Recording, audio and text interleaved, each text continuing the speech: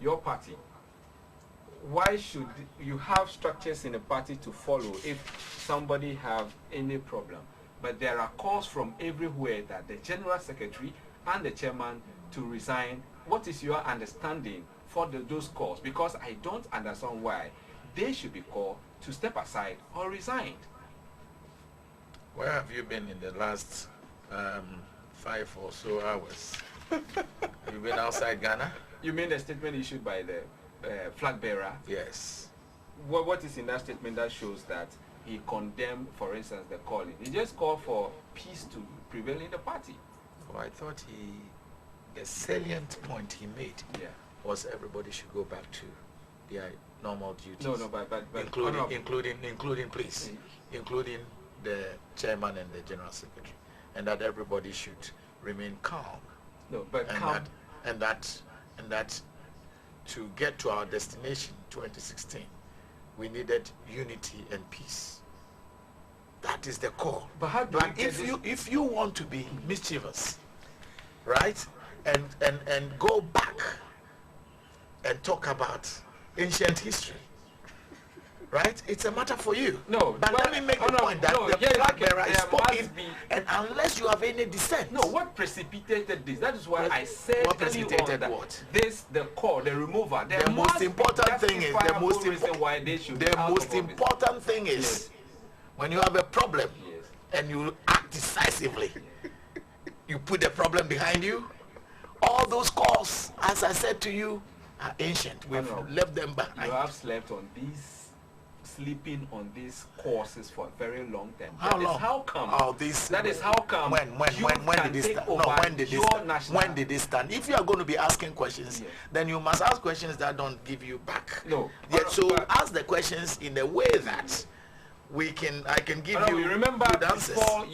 before your primaries. You remember there were some youth who just after just after the Congress, April 12 Congress. Yes. The first press conference by the general secretary and the chairman. Yes. Some youth group attacked the national executive. I was there. How did you solve that?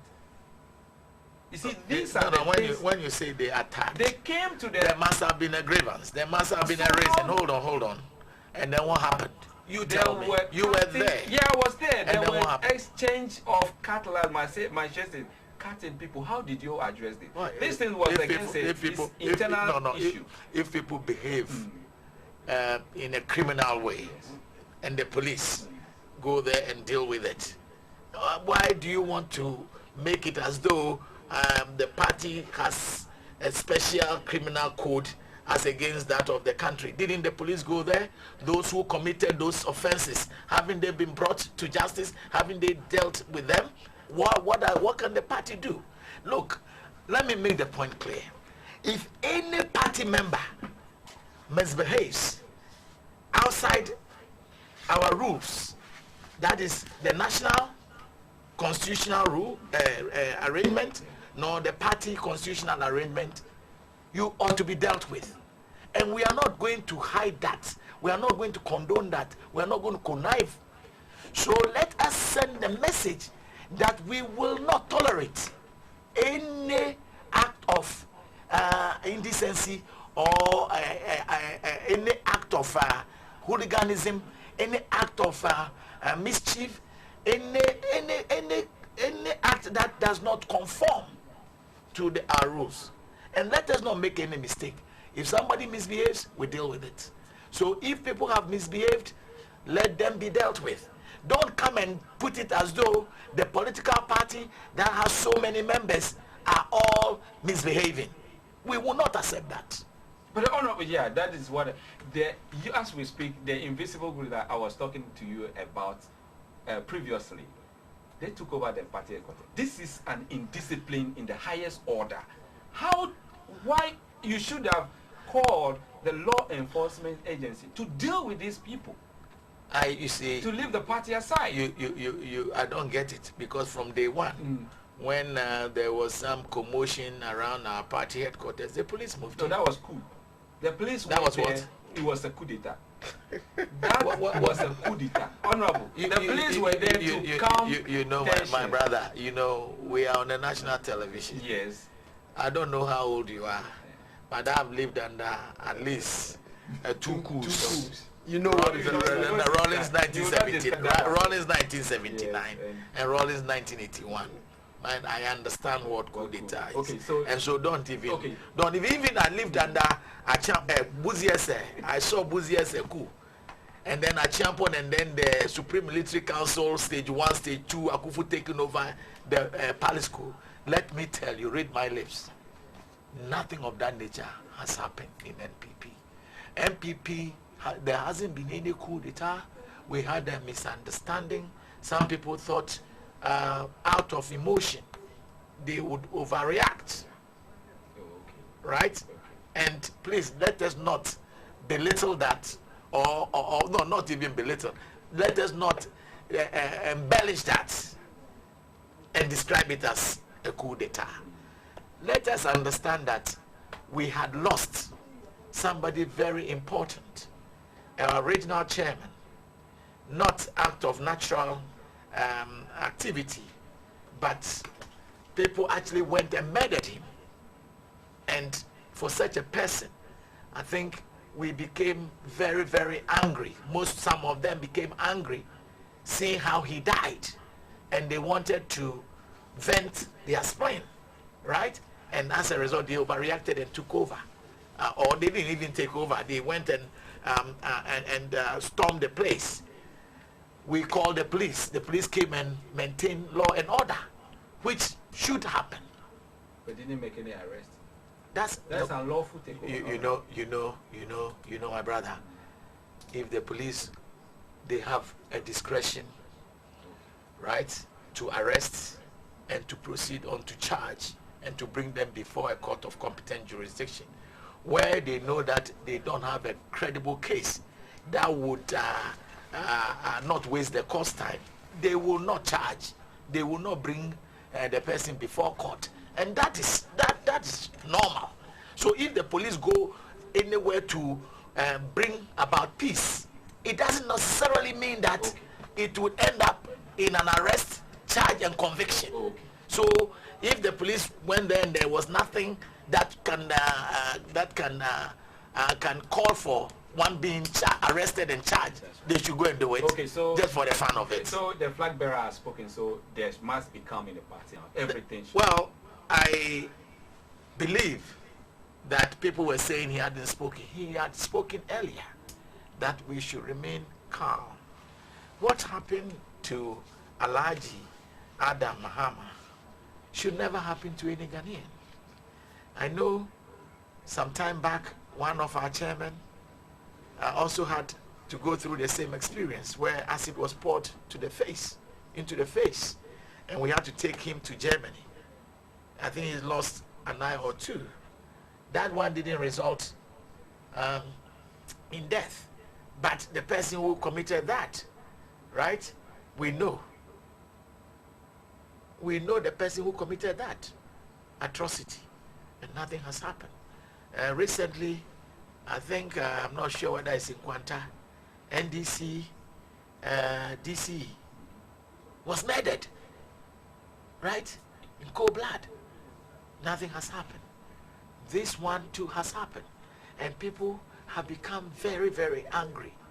And understandably so. But that does not mean we have to take the law into our own hands and then work and misbehave. So what happened? We have always been calling for peace and unity.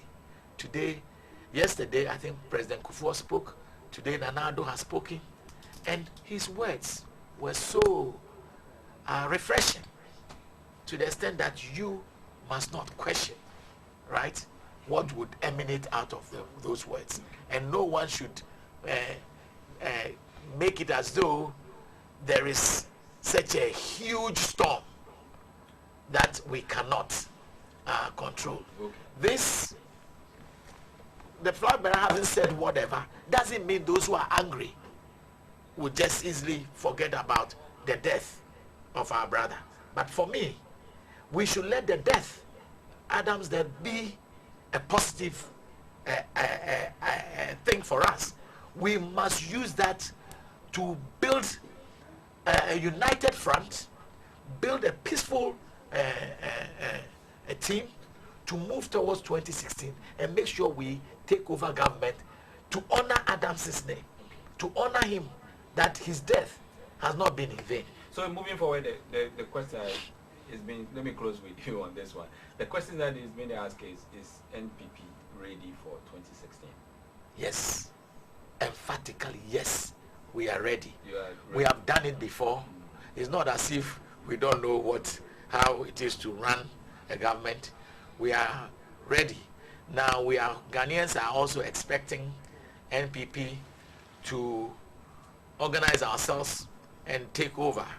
And I don't think we should let Ghanaians down in their expectation that we should come over and help solve their problems. After all, they've given the NDC 8 years and they have shown what they are capable of doing, right? It will not be a far-fetched request that The NPP should be given another chance. they should also be given a chance, right?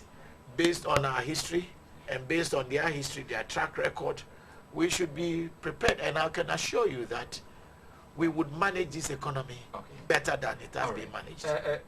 Patrick, welcome to Ghana. Were you in the country before the takeover happened? Oh, when you say takeover, I don't know what you mean. No, okay. There were some exactly. The national protest of the NPP. I wouldn't protesting know. that the general secretary and the chairman should step aside. Oh, well, I mean, I heard that. Usually it's very difficult for those of us that work in the policy space. But let's look at political violence. You can look at Sure, because there are a lot of insider information and inroads that you might not be exposed to. And so making any sound evaluation of that is going to be a challenge. Truth of the matter is, I would have individually wished, and I know that it is the plea of like 24 million Ghanaians, 24 plus million Ghanaians, that we had a third political force in this country. I would have wished so. A third government in waiting, besides the NDC and the NPP. Because then the frequent now it's I mean I don't know what the psychology of don't we have 2012 elections? Come on, let's get serious. Let's get serious. Don't give. We have two major political parties controlling between 97 to 99% of the vote. So I'll be serious. Let me land. Because competition in ideas will take people's attention from frequent, unnecessary issues like this. Because governance does not become something that we bestow on you because somebody else is not good. You would have to compete for it. Okay? And so for me, I would have wished so, but we don't. And so we'll have to make do with what it is that we have. That being said, I think the youth of this country have got to be up and going. Life is not all about partisan politics. It's not. For every young man who's below 35 years, the people in other jurisdictions in other countries are transforming change, and they're not doing it through partisan politics. And by the way, when I say partisan politics, I don't mean belonging to a particular political party is a bad thing. It is following an ideology without thinking. That is partisan.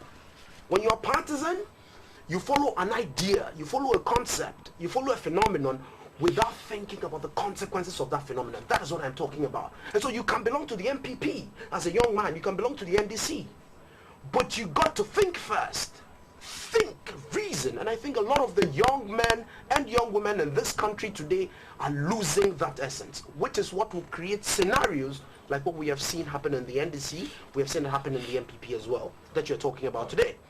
Because it makes absolutely no sense that a young man can carry acid, pour bath, a 50 plus year old man with acid. Why? Because he's following an ideology. Somebody has told him something to do and he's not thinking about it.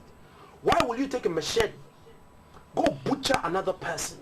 It is because it is an idea, it's a concept you're following and you're not thinking about it. But all of this has got a genesis though. If I wake up in the morning and there's nothing for me to do, No food on the table. I don't know when the next meal is coming. We have broken the entire social strata for remuneration in this town, so that people think the quickest way to make the next quick buck is to listen to some old person or some individual who, quote unquote, is not being reasonable with the issues. Then of course the person says he takes some 500 seats, 500 Ghana is 1,000 cities. He'll commit such atrocities. That is the reality. That is the fact. We don't have young men under 35 contesting and competing ideas of the current political class. And that is a disaster for this country if we don't change course. Because in the next 50 years, I don't think the current political elite are going to be in existence. Which means tomorrow belongs to you today. There's nothing futuristic about leadership. There's nothing futuristic. I am paying taxes today.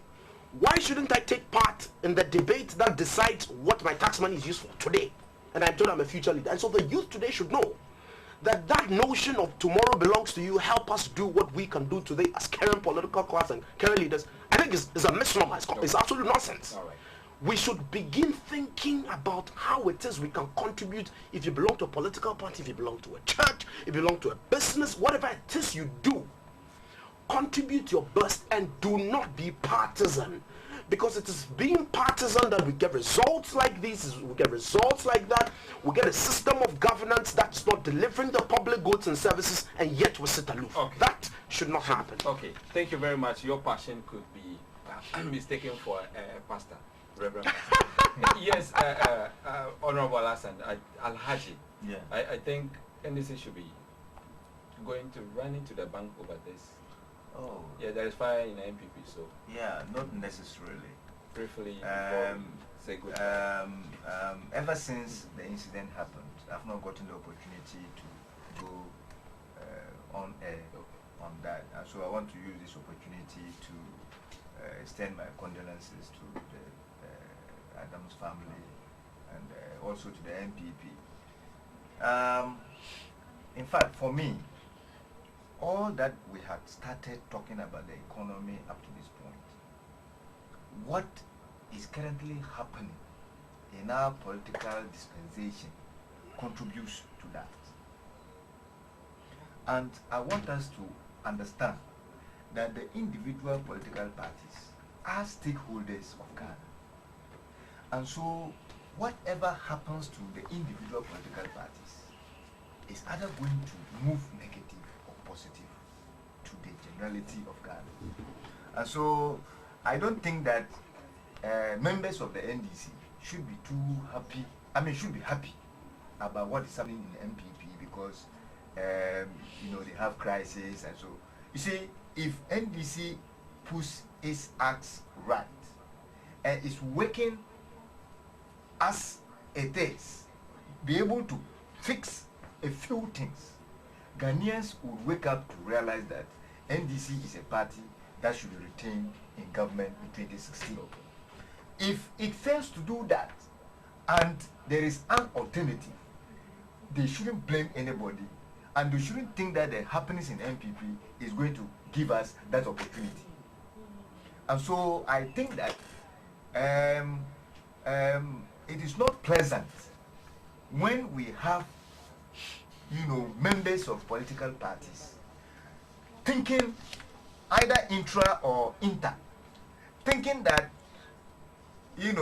I would have to do certain things to be able to get my favorites into better positions or to get my party into government before I can make ends meet, contributes to what we are experiencing. Yes. I'm not saying this thing because it is not only peculiar to NPP. It's just that DS have gone extremes because somebody has lost some lives. And it is because of the internal wrangling that resulted to that. Like the Nkwanta incident that he's talking about. Somebody died. A GC who belongs to a party. If people of the other side would wish, they would say that it was a political target. That's right. If you go into the reality, you realize that it was some other things different, rather than basically political, something. So what I am trying to say here is that, you see, I would wish to see NPP stronger, to be beaten very strong than to be beaten weak. And so I'm very grateful. No, I'm just putting that across. Because people will say that, oh, it was because of their quarreling and because of their internal wrangling, that's why you won. I want them to give us value for our money. And so I think that what they need to do, and what other political parties need to do, is that to give you a run for your money. We must make sure that we put our structures, our internal party structures, very, very clear. We should respect our party structures. We should respect our leadership in parties, and we should also equally, borrowing my initial word, be proactive. Yes, because if NPP were very proactive after their Congress, there are certain things that had happened. I don't want to be repeating this person have done this person have done that, but I think that they needed to be proactive. Let me thank Alaji, Honorable Alaji, for making the concession that for them to be able to move forward towards 2016, they have work to do. Okay, sure. He has conceded on that. I'm saying that we need to do work, and that they should not rely on what is happening in NPP, the internal, because that is not going to win them the elections. And I agree with him that they have work to do, and that because they have been unable to do the work for the past 7. What we are doing, what happens when you sandwich a policy analyst? When we continue what we are doing and are able to fix a few things. What I'm saying, I see. And be very quick. Look, you see, they are not a few. So you see, you see that all those things that are moving wrong, he gets to fix them. He's not going to manage them. You see, my brother. Governments what he said, what he said in the is weakening. You need to take a bold decision. It's weakening the whole debate. Then you can move forward. Thank you very much. He's the MP from Salaga North. Thank you very much for coming. Patrick Stevenson, policy analyst and research officer at the Manigan.